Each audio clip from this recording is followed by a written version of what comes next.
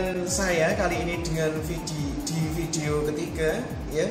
Jadi penanganan luka yang bisa terjadi di lingkungan Anda secara awam ya. Saya Chandra Panji Asmoro akan segera menjelaskan tentang beberapa luka yang bisa terjadi di sekitar kita. Untuk luka bakar ya, untuk luka bakar dalam hal ini mungkin terkena air panas, percikan api, percikan minyak yang panas dan lain-lain, itu bisa derajat permukaannya luas yang terkena, maka harus disiram saja pakai air gitu. Tidak usah pakai kecap, minyak goreng, pasta gigi dan lain sebagainya, tidak boleh. Itu akan memperberat tenaga kesehatan berikutnya yang di RS untuk melepas zat-zat itu, karena zat itu bisa mengganggu regenerasi jaringan untuk penyembuhannya ya. Jadi cukup disiram, kemudian kalau misalnya perjalanan jauh, maka kita bisa sediakan kasa ini, kemudian kita basahi dengan air, kemudian kita taruh di permukaan itu agar terus dingin ya, agar dingin. Oke, kecuali pada luka bakar yang karena listrik ya, itu juga dilarikan ke rumah sakit. Penanganannya sama ya, dia listriknya bermanifestasi keluar ke bagian tubuh mana, itu akan membuat luka misalnya, maka itu kalau luas juga harus segera dilarikan ke rumah sakit ya. Jadi akan butuh observasi ketat untuk jantungnya, karena itu akan mengganggu listrikan di jantung ya. Berikutnya adalah luka tusuk ya. Mungkin saja ini terjadi kan ya. Misalnya ada anak kecil bermain ya, bahkan pernah ada kejadian di UGD itu tertusuk oleh pulpen ya. Jadi ketika bermain bersama sebayanya, anak kecil main terus kemudian tertusuk tangannya oleh pulpen. Dan langkahnya adalah jika luka tusuknya tembus dan memancar darah, maka fokus kita adalah hanya melarikan korban itu ke UGD ya. Kalau ada pancaran darah maka harus di stop pancaran darah tersebut ya, apalagi pancarannya terlalu banyak. Jangan sekali-sekali untuk mencabut entah pulpen atau pisau atau bahkan besi sekalipun itu di luar rumah sakit, maka harus segera dilarikan ke rumah sakit ya. Jadi ditekan lukanya yang memancarkan darah itu dengan kasar ya, dengan kasar.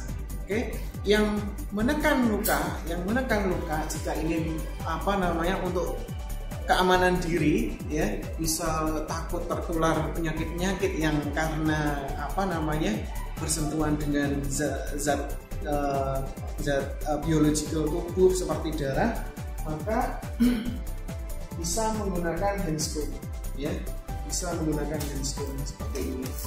Jadi ini handscoon ini dipakai dulu. Handscoon nggak perlu yang steril ya. Handscoon ini handscoon biasa, bersih ya, nggak perlu pakai handscoon yang steril.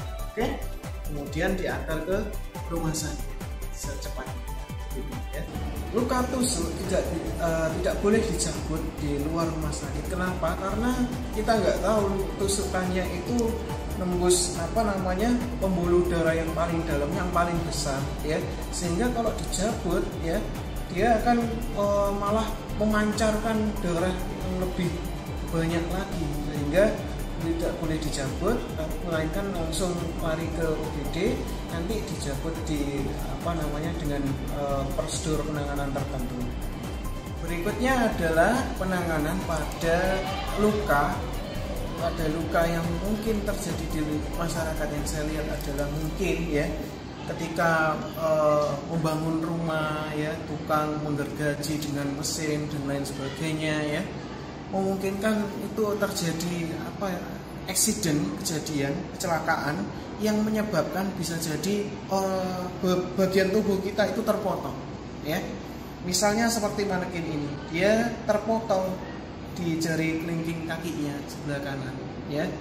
Ini kita pakai tali. Nah, penanganannya adalah jika terjadi pancaran darah yang keluar terlalu banyak, maka harus segera ditekan ya, pakai handscoon dan kasa ini ya. Kemudian penanganannya tidak lupa penanganannya pada bagian tubuh yang terpotong ini misalnya ya.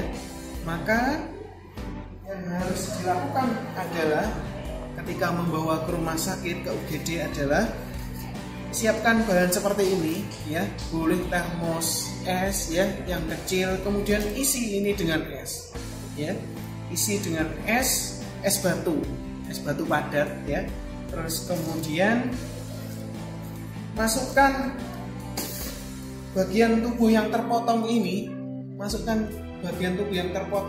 ke dalam plastik ya.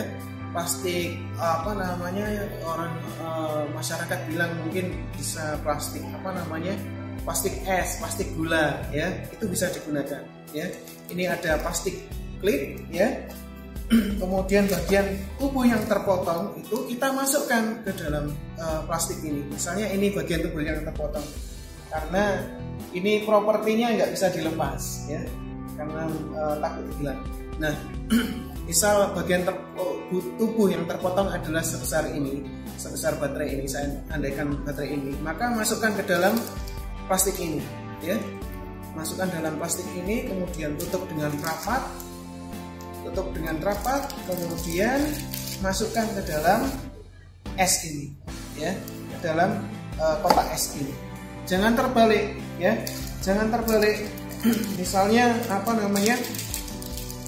misalnya bagian tubuh yang terpotong ini langsung dimasukkan ke es, tidak ya, tapi harus dibungkus di dalam plastik. Dan ya, ini nanti akan ditolong ya, kalau jaringannya masih bagus, kita akan di rumah sakit akan ditolong untuk disambungkan ya, kalau jaringannya masih bagus itu bisa disambungkan, tapi masalah ini tidak mengatasi untuk persarafan ya. Jadi kita bergerak itu ada saraf yang bekerja. Nah, kalau ini bisa disambung bisa, tapi persarafannya mungkin tidak bisa, sehingga dia tidak bisa digerakkan. Nyambung hidup tapi tidak bisa digerakkan ya. Itu bisa dengan alat khusus ya, dengan alat khusus bisa itu ya, coba digerakkan itu bisa ya. Tapi yang pasti tujuan kita selamatkan dulu bagian tubuhnya itu ya. Kalau bagus jaringannya itu bisa disambung ya, kemudian terapi ya, agar bagus terus jaringannya. Nah, tingkat keberhasilan menyambungnya jaringan yang terputus ini, bagian tubuh yang terputus ini, kita perlu jaringan yang bagus.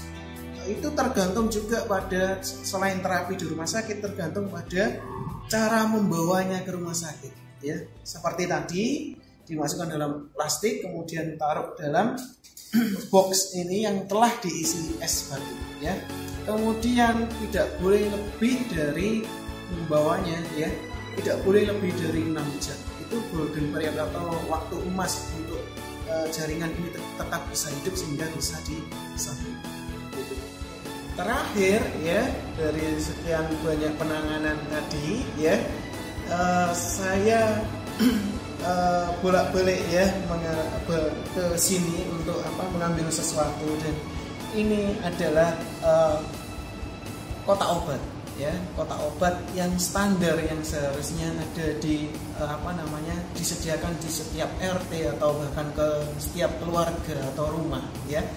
Jadi ini obat-obatan standar yang bisa disediakan di sana ya. Oke, isinya antara lain ada kasa ya, kasa beberapa saja, lebih banyak lebih bagus. Kemudian ada insto ya, atau tetes mata, obat tetes mata ya, obat tetes mata merek apapun ya. Kemudian ada betadine ya, untuk luka yang bisa ditangani di luar rumah sakit, artinya bisa ditangani sendiri gitu ya. Terus kemudian ada Hansaplast ya, Hansaplast. Kemudian ada handscoon ya, handscoon atau sarung tangan karet ya. Cukup handscoon bersih saja ya, handscoon bersih saja. Ini sudah satu kotak ini ada 100 pasang handscoon. Kemudian ada ini adalah alkohol glycerin aseptic gel. Jadi ketika menangani sesuatu ya, menangani luka, jangan lupa untuk membersihkan kita sendiri ya. Jangan lupa untuk membersihkan tangan kita sendiri ya. Caranya ambil beberapa pencet, 1-2 pencet, terus kemudian diratakan di seluruh permukaan tangan, kemudian gosokkan di telapak tangan, di punggung tangan dengan jari-jari di selanya. 1, 2, 3, 4, satunya 1, 2, 3, 4 ya. Kemudian telungkupkan, saling menggenggam ya, remas-remas 1, 2, 3, 4. Kemudian jempol ini kita usap ya, kita usap seperti ini ya, kita usap seperti ini, satunya juga. Terus kemudian jangan lupa ini di garis tangan ya namanya, ini juga harus dijangkau sehingga ada kuman yang terselip di situ bisa juga di netralisir ya, bisa dikurangi ya. Jadi langkahnya dengan seperti ini, kita menunjukkan jari kita, kemudian gosokkan di sini ya, itu pun sebaliknya ya. Oke, jadi saya kira itu saja mungkin standar kotak obat yang harus tersedia di lingkungan masyarakat ya. Kalau mengenai obat-obatan kimia, obat-obatan dasar yang bisa kita peroleh di warung-warung ya, toko-toko obat, apotek terdekat, obat-obatan standar misalnya Sagrip dan lain sebagainya, saya sarankan itu letak lokasi penempatan dari P3K itu harus juga dipertimbangkan. Kenapa? Karena mungkin saja obat itu bisa expired ya, mendahului tanggal expirednya ya. Jadi obat akan rusak oleh karena satu perubahan suhu yang signifikan dan tiba-tiba ya, itu bisa merusak formasi keutuhan dari obat itu, sehingga khasiatnya pun juga berubah ya. Terus kemudian juga rusak oleh kelembapan ya. Kita tahu bungkusnya itu juga rusak oleh, apalagi di lingkungan yang dekat dengan pantai ya. Jadi pilih tempat yang sekiranya tidak membuat obat itu rusak ya. Jadi terjaga suhunya tetap ya, kemudian terlindungi dari luar ya, sehingga tidak terpapar oleh sinar matahari maupun kelembapan yang tidak bisa kita lihat ya. Jadi itu saja tentang standar kotak obat yang harus ada di tengah-tengah lingkungan masyarakat. Terima kasih, saya Chandra Panji Asmoro pamit undur diri. Assalamualaikum warahmatullahi wabarakatuh. Sampai jumpa.